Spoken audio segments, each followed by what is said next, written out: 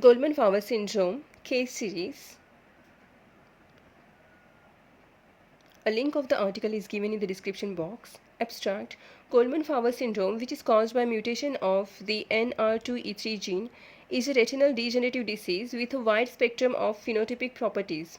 Variations in the clinical presentation result in difficulties in differential diagnosis. In this article, Goldmann Favre syndrome cases with different clinical findings are presented. Clinical characteristics of our cases were reviewed and discussed in light of the literature.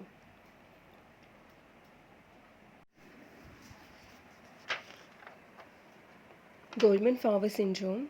It is a progressive retinal degeneration that develops due to mutation in NR2E3 gene, which has a role in the regulation of cone cell differentiation and has an autosomal recessive inheritance pattern. Goldmann Favre syndrome and enhanced S-cone syndrome represent two distinct entities on a spectrum of retinal degenerative disease caused by mutations in the same gene. The fact that these two conditions manifest with very different clinical phenotypes make it difficult to distinguish them from other diseases on the retinal degenerative disease spectrum such as retinitis pigmentosa, congenital retinoschisis, and secondary pigment retinopathy. In this report, the varying examination finding the clinical characteristics of patients treated in our clinic for GFS, Goldmann Favre syndrome, are discussed in the context of the literature. Case reports. Case 1. A 36-year-old woman presented to our clinic with a complaint of progressive vision loss. She reported that her low vision had been present since childhood and that her mother had completely lost her vision due to a similar history. In addition, the one male child, case 2, and one female child, case 3, of the patient had similar complaints. When asked about her family tree, it was learned that her parents were in a consanguineous marriage and that her spouse was also a second degree relative. Her base corrected visual acuity BCVA was 0.4 in the right eye and at the level of hand movements in the left eye. Anterior segment examination revealed bilateral posterior subcapsular cataract which was denser in the left eye. Fundus examination revealed widespread clumps of retinal pigment epithelium, hyperplasia surrounding the optic disc and macula of the right eye. There was no involvement of the macula and the peripapillary area. Due to dense cataract and posterior segment of the left eye could not be clearly evaluated. Optic coherence tomography section showed no pathology in the macula of the right eye.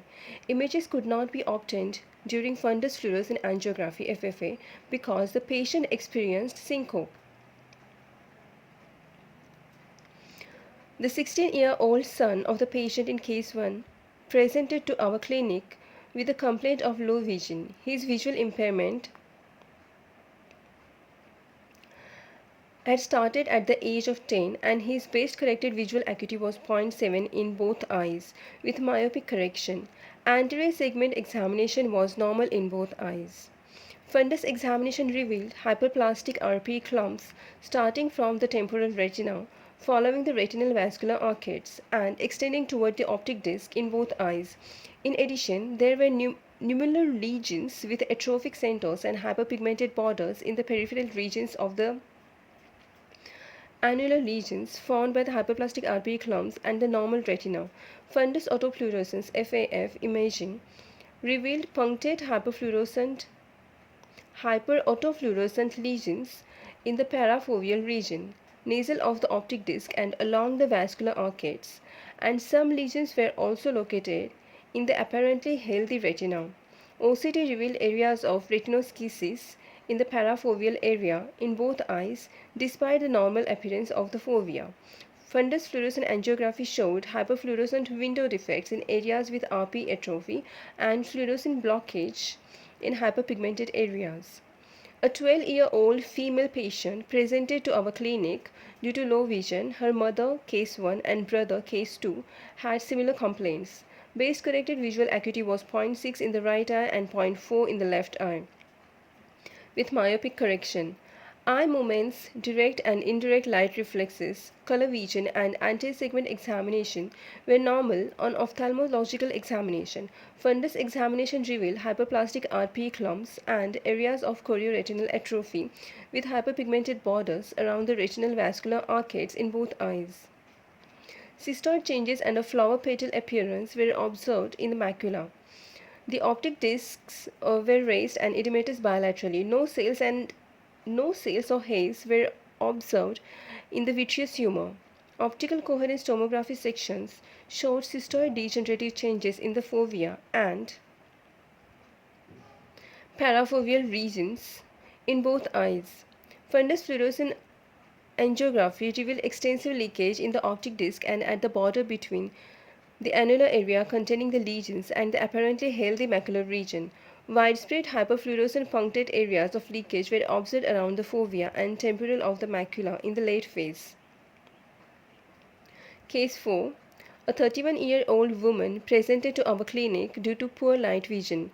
She reported a 20-year-old history of low vision and restricted visual field. No one else in her family had similar complaints. She had also been followed previously for retinitis pigmentosa.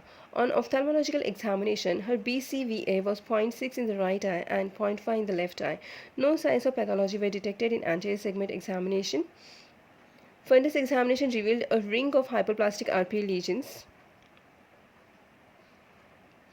and areas of chorioretinal atrophy surrounding the optic disc and macula in both eyes. Although there were no lesions within the retinal vascular arcade, cystoid changes were noted in the fovea. Fundus autofluorescence revealed widespread autofluorescent punctate lesions in the macula and around the arcades. Figure 4CD. OCT showed retinoschisis at the fovea. In addition, loss of photoreceptor layer was noted in the combined OCT sections passing through the lesion area. FFA revealed blocked fluorescence and widespread hyperfluorescent window defect around the vascular arcade, but no leakage was detected in the macula in the late phase. A 12-year-old, case 5, a 12-year-old female patient with otherwise unremarkable history presented with complaints of low vision. Base corrected visual acuity was 0.5 in the right eye and 0.6 in the left eye. No pathology was detected in anterior segment examination. Fundus examination revealed tortuosity of retinal vascular structures, clumped RPE hyperplasia surrounding the optic disc and the macula, and widespread yellow punctate lesions in both eyes. Nummular lesions with atrophic centers and hyperpigmented borders were observed, particularly around the upper retinal vascular arcade. Fundus autofluorescent imaging revealed hyperautofluorescent punctate lesions in the macula within the annular region of affected retina and in the periphery of apparently healthy retina. No pathology was observed on optical coherence tomography in either eye. The lesions could not be evaluated angiographically because the patient's parents did not consent to FFA examination. Discussion. Goldmann Favre syndrome was first described by Favre in two brothers, and Ricky reported that GFS, that is Goldmann Favre syndrome, follows an autosomal recessive inheritance pattern. Genetic studies have revealed that Goldmann Favre syndrome occurs due to a mutation in NR2E3 gene, which is located on the short arm of chromosome 15. The NR2E3 gene encodes a retinal nuclear receptor involved in transcription. This gene regulates the expression of cone-specific genes found in the rods and controls the differentiation of photoreceptors. Homozygous mutations in the NR2E3 gene result in increased and uncontrolled cone photoreceptor differentiation, especially S-cone, and a reduced number of rod photoreceptor cells during the retinal development. There are case series demonstrating familial inheritance in the literature. Familial inheritance is clearly observed in our first three cases. When taking the family history of the patient in case 1, we learned that her mother had also had vision problems throughout her life. In addition, there was consanguinity both between the patient's parents and between the patient and her spouse. This explains how both of her children could have GFS, Goldmann Favre syndrome, when her spouse did not.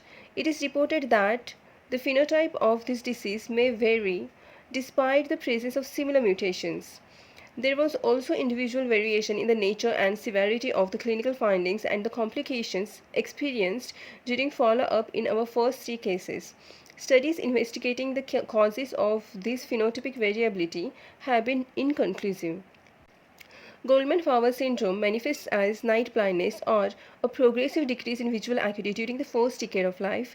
It is typically characterized by hyperpigmented RP clumps that form along the retinal vascular arcades, areas of chorioretinal atrophy, cystoid or schisis-like changes in the fovea, central or peripheral retinoschisis, vitreous degeneration, and cataract. In addition, abnormal dark adaptation and electroretinogram results, progressive visual field loss, and color vision disorders are other accompanying symptoms.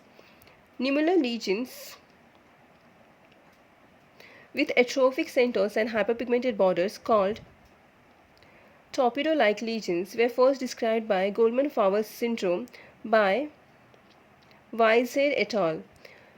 They reported that these lesions were located in the healthier areas of the retina. We also observed similar lesions in case 2, 3, 4, and 5 in our series. The lesions were located at the border of the apparently healthy retina in case 3 and 4, but were affected retina in case 2 and 5. In addition, lesions were especially prominent around the upper retinal vascular arcade in cases 4 and 5. In Goldmann Favre syndrome, rod photoreceptors are essentially replaced by S-cone photoreceptors. There is also a reduction in the number of L and M cone cells due to phagocytosis of cone cells by RP cells and as a result of NR2E3 gene mutation. Histopathological studies have also shown an increase in S-cone cells in both the perimacular area and the peripheral retina.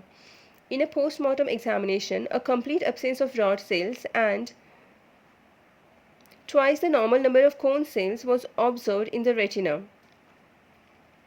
With ACE cone cells comprising 92% of all the cone receptors, however, in experimental animal models, it has been reported that the cone photoreceptors replacing the rod photoreceptors do not show a diffuse histological distribution but are concentrated in certain regions. These areas of concentration appear as pseudo-rosettes in histopathological examination, which may explain the round shape of these degenerative lesions. Retinoschisis is another distinctive finding of Goldmann Favre syndrome. Although peripheral retinoschisis is more common in Goldmann Favre syndrome, central retinoschisis may also occur in our series. Case 2 had both central and peripheral retinoschisis, while case 4 exhibited only central retinoschisis. Leakage is not seen on FFA in the areas of central schisis. However, we noted that the areas of perifoveal leakage observed on FFA in case 3 were generally consistent with the schisis-like areas observed on OCT. Considering the widespread leakage in the optic disc and at the border of apparently healthy retina, we believed that the lesions were caused by cystoid macular edema. Leakage in rarely observed Goldmann Favre syndrome has been reported in a limited number of cases in the literature. Fishman et al. Reported 3 Goldmann Favre syndrome cases with similar widespread leakage in the posterior pole. The leakage from both the retinal vascular arcades and the optic disc reported in those cases is consistent with the findings in our patient. Goldmann Favre syndrome should not be considered in the differential diagnosis of the patients with a fundus appearance and leakage on fundus fluorescent angiography similar to those described. In the patient in case 2, 4, and 5 of our series exhibited spots that appeared yellow in color and fundus images and showed hyperautofluorescence and fundus autofluorescence FAF. Similar to findings reported by Weiser et al., they were located at the borderline between the affected retina and apparently healthy retina.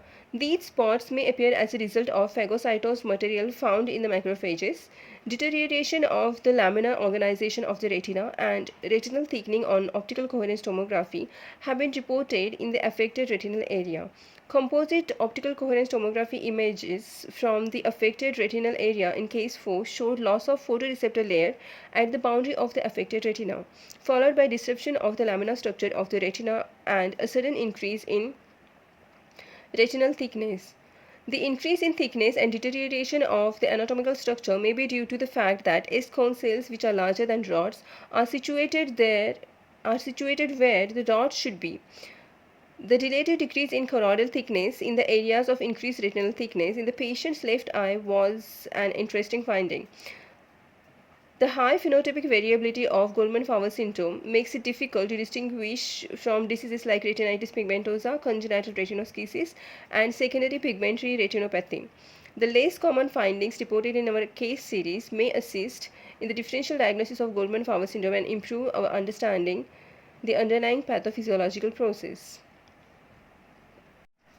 Figure Case 1 Widespread retinal pigment epithelium hyperplasia around the vascular arcades.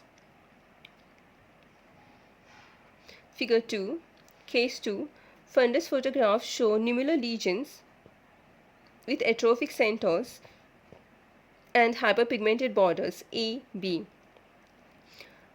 Fundus autofluorescence images show hyperautofluorescent spots in the apparently healthy retina CD. Optic coherence tomography reveals areas of parafoveal retinoschisis EF. Fundus fluorescent angiography images GH.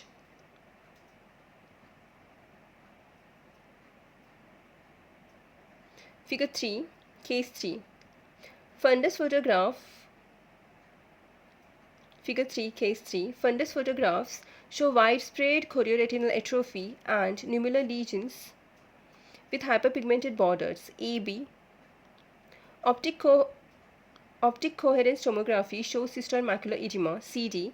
Fundus fluorescent angiography images reveal widespread leakage from the optic disc and borders of apparently healthy retina as well as macular leakage due to cystoid macular edema EF. Figure 4 Case 4 Fundus photographs show nummular lesions with atrophic centers and hyperpigmented borders and RPE hyperplasia around the vascular arcades AB. Fundus autofluorescence images show widespread hyperautofluorescent spots CD. Optic coherence tomography reveals central retinoschisis and loss of photoreceptor layer, sudden increase in the retinal thickness and loss of the retinal laminar structure in the affected peripheral retina EF. Fundus fluorescent angiography images GH. Case 5 Fundus photograph shows Figure 5 Case 5 Fundus photographs show yellow punctate lesions and clumps of retinal pigment epithelium hyperplasia around the vascular arcades AB. Fundus autofluorescence images show widespread hyperautofluorescent spots CD. Optic coherence tomography sections EF.